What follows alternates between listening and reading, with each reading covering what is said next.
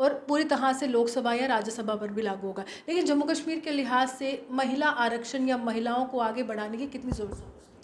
देखिए, जम्मू कश्मीर के अंदर विमेन एम्पावरमेंट बहुत गंभीर विषय था। और जब हमने असेंबली के अंदर भी रखते थे तो कहीं ना कहीं हमारी सब बहनों की बात दब जाया करती थी। तीन या चार चार हम बहनें होती थी। तीन पीडीपी से थी महबूबा जी को मिला के, और दो हम लोग थी, एनसी की एक थी और एक मैं थी।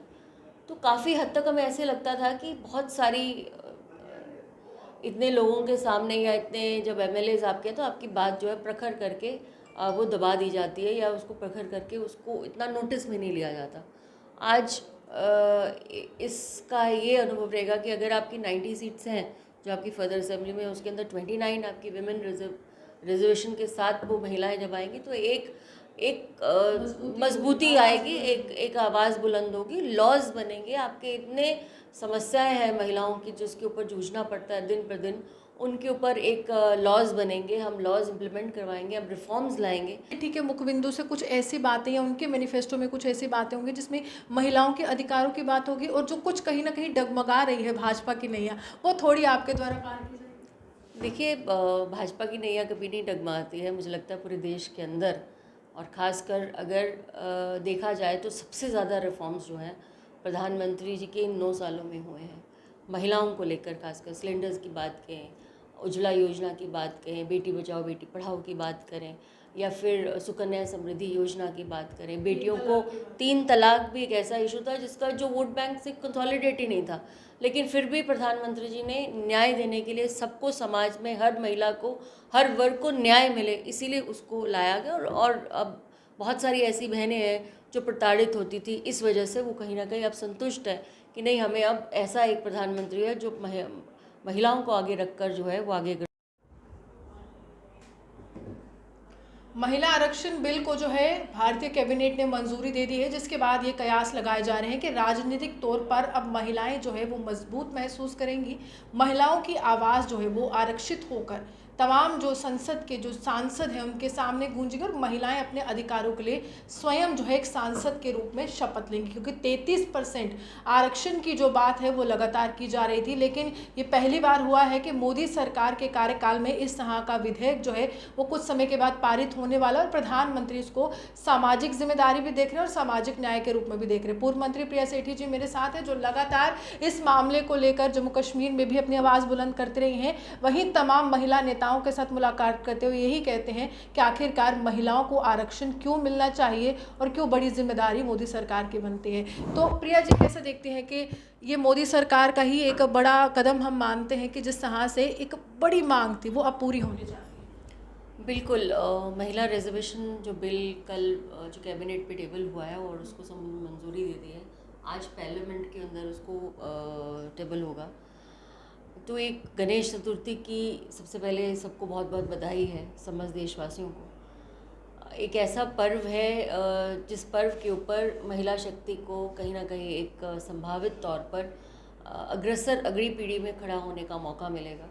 और हम तमाम बहनें मातृशक्ति पूरे देश की आज प्रधानमंत्री जी को नमन करते हैं कि 33% आरक्षण विमेन रिजर्वेशन बिल को कैबिनेट ने कल मंजूरी दी और आज पार्लियामेंट में उसको चेयर होगा, उसको रखा जाएगा।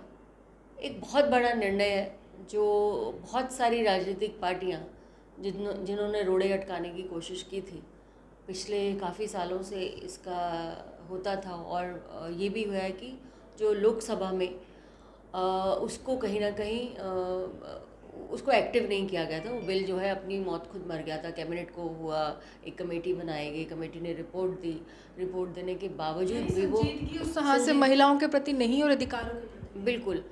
देखिए, जब आज तो हर पार्टी बोल रही है, जब प्रधानमंत्री जी ने इसका निर्णय लिया और कहीं ना कहीं से सुसपड़ाहट शुरू हुई तो 33% आरक्षण पे कई ऐसे नेता जिन्होंने एक समय पे उस बिल को अपोज़ किया था, पार्लियामेंट के फ्लोर पे अपोज़ किया था, और वो अपनी मौत खुद मर गया था जो बिल था। आज क्योंकि राज्यसभा में पूरा बिल जो होता है वो एक्टिव रहता है, लेकिन लोकसभा में कुछ समय के बाद उसका अपने आप ही वो हो जाता है।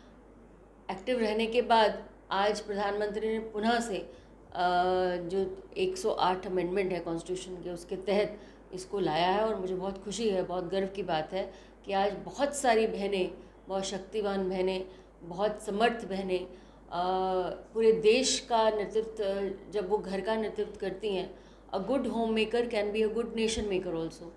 तो ये बात रखते हुए आज मुझे लगता है कि आज समझ बहनें जो हैं बहुत ही गर्वान्वित भी महसूस कर रही हैं। और पार्लियामेंट की बागडोर के अंदर 33% महिलाएं जब बैठेंगी तो वो लॉज भी महिलाओं के रिलेटेड, उनके जो समस्याएं हैं, उनकी जो चीज़ें हैं, उसको ज़्यादा अच्छे से देख पाएंगी।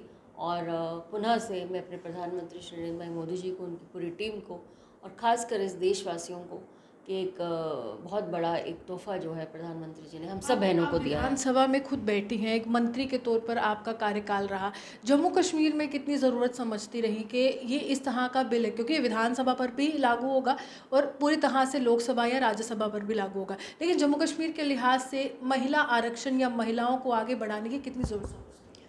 देखिए, जम्मू कश्मीर के अंदर विमेन एम्पावरमेंट बहुत गंभीर विषय था। और जब हमने असेंबली के अंदर भी रखते थे तो कहीं ना कहीं हमारी सब बहनों की बात दब जाया करती थी। 3 या 4 हम बहनें होती थी, 3 पीडीपी से थी महबूबा जी को मिला के, और 2 हम लोग थी, एनसी की एक थी और एक मैं थी। तो काफ़ी हद तक हमें ऐसे लगता था कि बहुत सारी इतने लोगों के सामने या इतने जब एमएलएज आपके हैं तो आपकी बात जो है प्रखर करके वो दबा दी जाती है, या उसको प्रखर करके उसको इतना नोटिस में नहीं लिया जाता।